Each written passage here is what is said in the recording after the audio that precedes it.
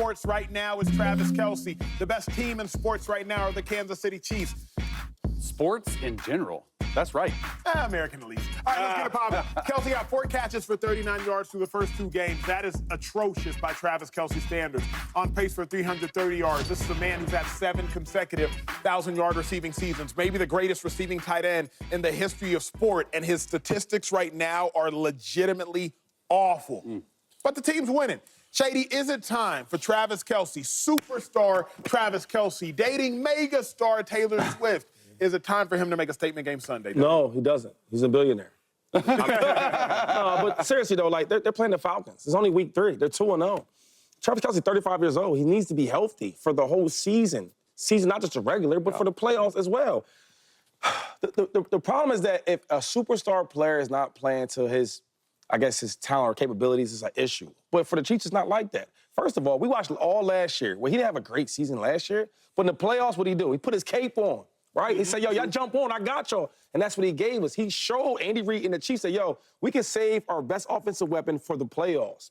I mean, he's not getting no younger, Acho. And the name of the game is to be healthy. I just think that to say that he has to make a statement game is crazy. I mean, he has all the Pro Bowls, all the All-Pros you need for the regular season. He's past the regular season. He's trying to three-peat. And the three-peat, we need Travis Kelce healthy in the playoffs. I think Travis Shady, Kelce for sure needs a statement. Shady, real quick before I get to you, Chase. Shady, you said something. Last year wasn't a great season for Travis Kelce. But he still had 986 yards, and I think he missed 2 games.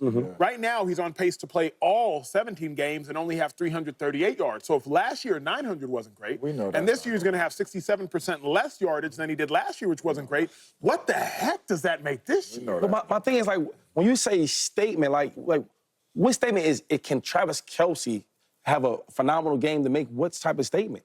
Because at his rate in his career, he's trying to win championship. We talking about a three-peat.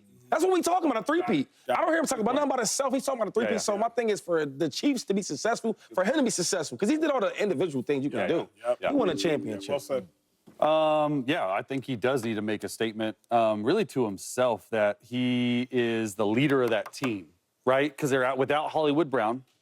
They're without Isaiah Pacheco. They're without Clyde Edwards-Helaire. They're without all these weapons that they thought they would have coming into this game. They still have Rashee Rice. They still have Xavier Worthy, right? I think Mahomes is going to look at him early and often, and we talk about it on the show often. The first 15 script that Andy Reid has. Chase, what's the first 15 script? It's literally Andy Reid after the whole game plan's installed, Saturday afternoon, after the team goes back home and they get settled in, then they go to the hotel that night. Andy Reid's sitting in his office, and he's looking at his entire game plan sheet. I mean, it's like, you've seen it, Shady, right? It's like 400 plays on a game.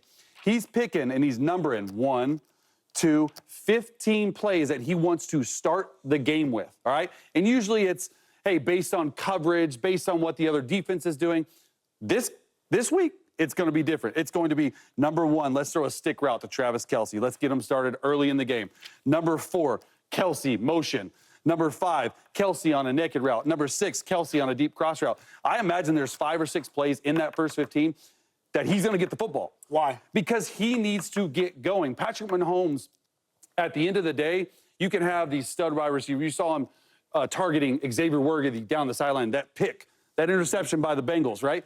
It's a lot harder when you have Travis Kelce to throw interceptions as a quarterback. I've played with him, and I know it because he's just a big body. He has these jukes on linebackers that he has, he's unbelievable. His body control, his movement like that.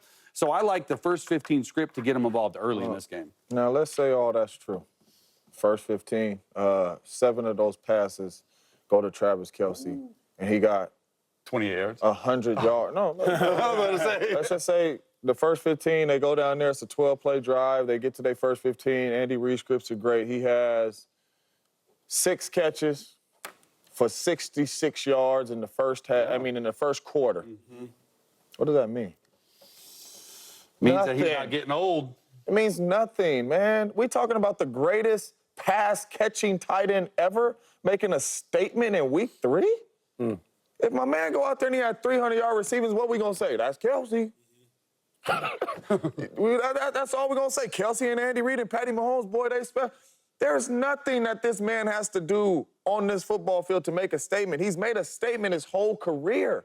He made a statement last year. Y'all saying 93 catches and 984 yards is a down year for me last year, which if it's another tight end like Laporta, it's all pro. But for Travis Kelce, it's a down year. This dude has done anything and everything in the National Football League, regular season, postseason. There's no statement that this dude has to At make. what point in the season, though, is it week 5 or 6 and he has, 150 yards receiving? Do we start talking about that he does need something for him to make a statement? Are you saying he's just so, like his accolades rest on I'm saying a statement game for me is like, show me you still know how to play at a high level. That's kind of that's a statement game for me. Yeah. But with Travis Kelce, we said he didn't play at a high level last year with almost a G and missing 2 games. That's where I disagree. Like, my issue, not even my issue, my comment with Shady is like, last year, Kelce surprised me. I shouldn't have been surprised because his last name is Kelce. I play with his brother. I know what Kelce's can do. But when Kelce went into that Ravens game and went crazy, I said, oh, snap. I didn't know Kelce still had that in him. There will come a point in time where Kelce no longer has that in him. So, I mean, he is 35. He's 35, right? And even last year, even the numbers you're talking about, but before the numbers, he was dropping a lot of balls last year, right? Like, why he dropped this? Why he dropped that? How's he getting covered up? But in the playoffs, he shows you, I can ball out. And I remember saying, wow, they found something here. This was last year. I said, now they know they go a whole season and Kelce could just be okay because they know in the playoffs, if he's healthy, he can ball out and be the number 1 like he's always been. But have y'all ever had maybe it was your first whip, your first car, Shady, you probably know this answer better than most people, had a couple whips, and you got that one car to start getting older, but you crank the engine and it's like, and then it turns over. And then about a week later, you crank the engine, but it's Old Faithful, it's so reliable, it turns over. Eventually, Shady, and maybe you traded in before this ever happens, but it's happened to me before, eventually you crank the engine and the joint don't turn over. So just because Kelce turned over in the playoffs last year, like Shady said, he's 35. There will come a point in time where... Can I ask you this, though? He's done so much that you should go with he's always going to turn over, then he's not going to turn over. Of course. Because he's gave you that much equity. Yeah. Like we talking about Travis Kelce. Yes, I don't know other players and all that, but he is who he is. He's one of them. He's a him type of person.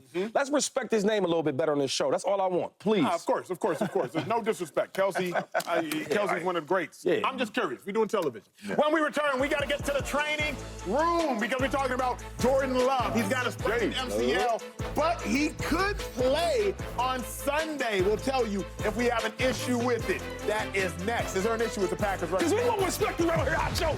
Day on Fox. Jalen Hurts squad coming off a loss. It wasn't good to the Falcons. Monday night, whole world was watching.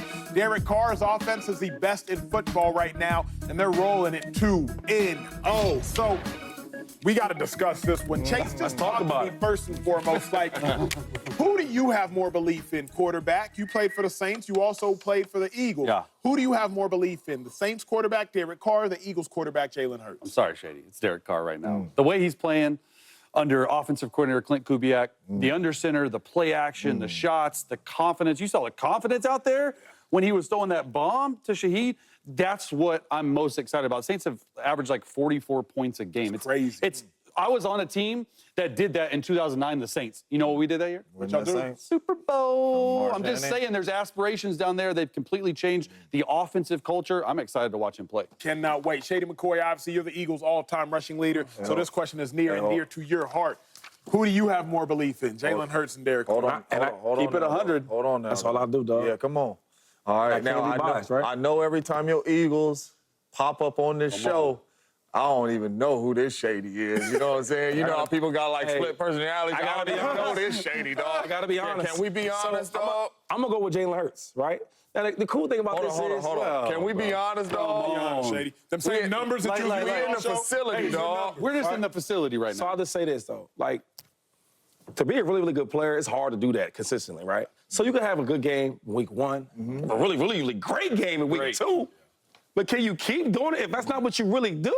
So I love this game called trivia. That was like my thing when I was a kid. My dad would be having in the living room. We'll do trivia. Yep. Can I do trivia with y'all? Y'all my brothers. Okay, all right. I like Okay, here we go. this game. You ready for this? Out of these 2 quarterbacks, who has been all pro before? We talking about what they've done. Well, hold on. It matters, though, right? It matters. Jalen Hurts. Hold on. If you're doing trivia, you got to stand up like a real trivia host, Shady. Okay. Stand up like a real freaking trivia host. Come on, big dog. Okay. So, you ready for this? got a buzzer Where's the right mic at? here. Okay. We got a buzzer. So, out of these 2 quarterbacks, which one of these guys has been all pro before? Jalen Hurts. Ding, ding, ding, ding. Okay, hold on. The Super Bowl was in New Orleans? Yes. Which one of these quarterbacks has been to the Super Bowl? Jalen Hurts. Jalen Hurts. So when you asking me, right? When you asking me, who do you think